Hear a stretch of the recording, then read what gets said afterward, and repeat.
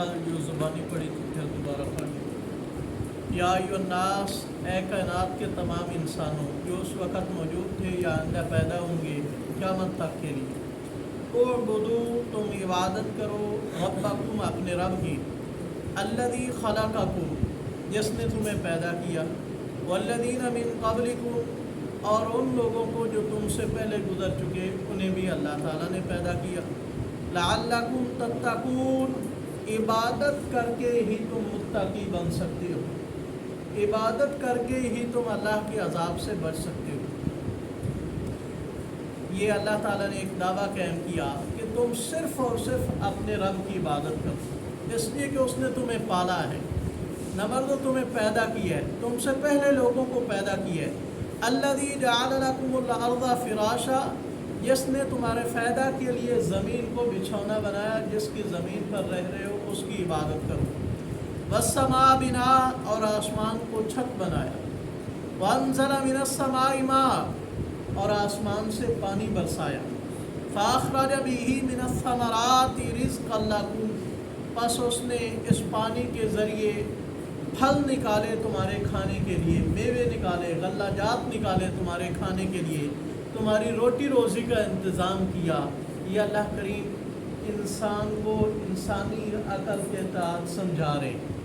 फ़ला तजअलू लिल्लाहि अंदादा, जब ये सारे काम करने वाला अल्लाह, तो इबादत के लायक भी अकेला अल्लाह, तो न ठहराओ तुम अल्लाह का कोई हमसर, अल्लाह का कोई शरीक, अल्लाह के कोई बराबर।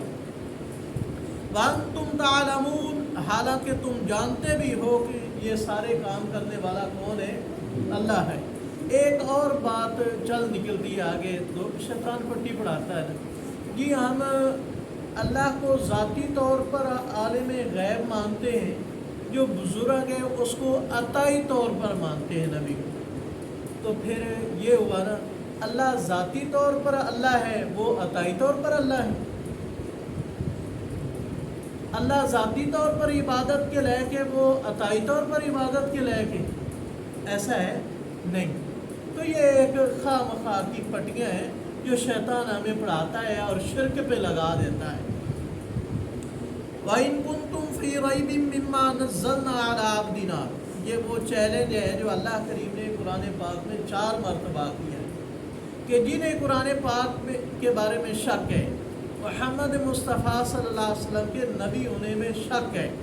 वइन कुंतुम फ़ी रैबिम, अगर तुम्हें शक है उस बारे में, नज़्ज़लना अला अब्दिना, जो हमने उतारा अपने बंदे पर, फ़अतू बिसूरतिम मिन मिस्ली, तो इस जैसी कोई एक सूरत ले आओ।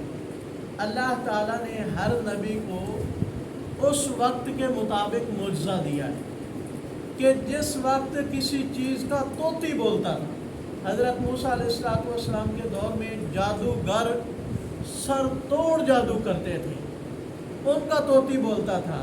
अल्लाह करीम ने उनके तोड़ के लिए हज़रत मूसा अलैहिस्सलाम को मुआज़ा अता किया कि कोई जादूगर मुकाबला नहीं कर सका।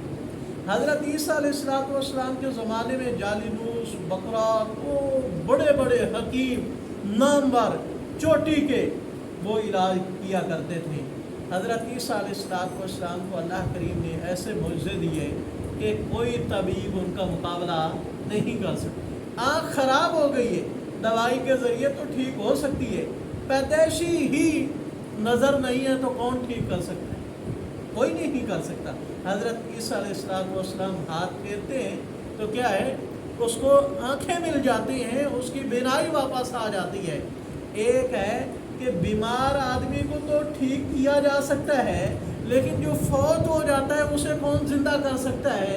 हज़रत ईसा अलैहिस्सलाम को अल्लाह ताला ने मुआज़ा दिया कि मुर्दे को छूते हैं, हाथ लगाते हैं तो अल्लाह की इजाज़त से वो क्या हो जाता है, ज़िंदा हो जाता है। और मिट्टी की शक्ल बना करके अल्लाह के हुक्म से उसे कहते हैं उड़ जा, परिंदा उड़ने लग जाता है। तो अल्लाह ताला ने हर नबी को वक्त के मुताबिक मुआज़ा दिया। और मोहम्मद अरबी सल्लल्लाहु अलैहि वसल्लम के ज़माने में फसाहत व बलागत, शुआरा, उदबा, खुतबा का तोती बोलता था, मुकाबले होते थे शायरों के, और जो जीत जाता था उसका शायरी कलाम بیت اللہ شریف کے اندر لٹکایا جاتا تھا کہ یہ وہ کلام ہے جس کا کوئی مقابلہ نہیں کر سکتا. لیکن اللہ کریم نے قرآن پاک نازل کیا تو سب شعراء کو بھول گئے. جو شاعر کہتے تھے وہ بھی اپنی دعوے سے پیچھے ہٹ گئے کہ اس کا مقابلہ نہیں ہو سکتا. اللہ کریم فرماتے ہیں نبی پاک صلی اللہ علیہ وسلم کسی کے پاس پڑھے نہیں، لکھنا سیکھا نہیں ہے، اور ان کے پاس یہ کلام ہے، تو تم بھی اس جیسی کوئی ایک صورت بنا کر لاؤ.